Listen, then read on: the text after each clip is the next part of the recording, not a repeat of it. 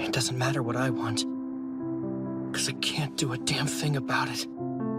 The fearless warrior who vowed to destroy the Titans and protect his friends. But how did this hero become the world's greatest threat, willing to annihilate everything he once swore to save? Eren's transformation from hero to villain is one of the most complex and tragic arcs in anime history.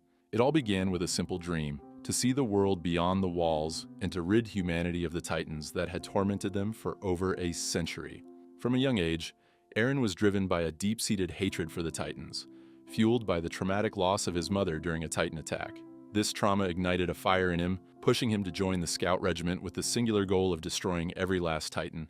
Initially, Eren's motivations were clear: protect humanity, avenge his loved ones, and fight for freedom. He was the embodiment of hope, inspiring those around him with his unyielding resolve. But as the series progresses, Eren learns the horrifying truth. Titans are not monsters, but transformed humans, victims of a world controlled by lies, power struggles, and the hidden history of Eldia and Marley. Eren's worldview shatters when he discovers that the true enemy is not the Titans, but a world filled with hatred and oppression beyond the walls.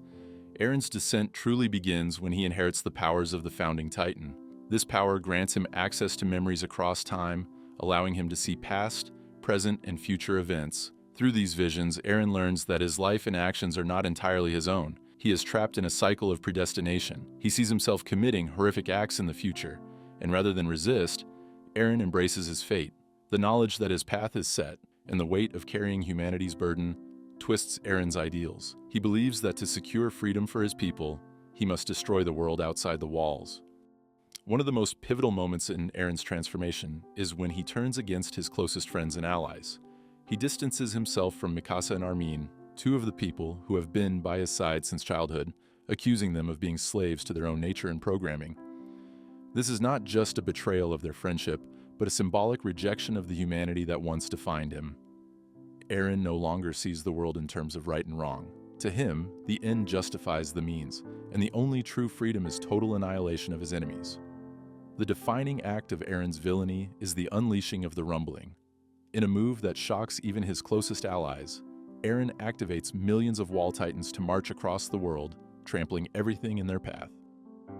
This apocalyptic event is Eren's final solution to the centuries-old conflict between Eldians and the rest of the world. It's a decision born out of desperation, rage, and a twisted sense of justice. To Eren, there is no middle ground.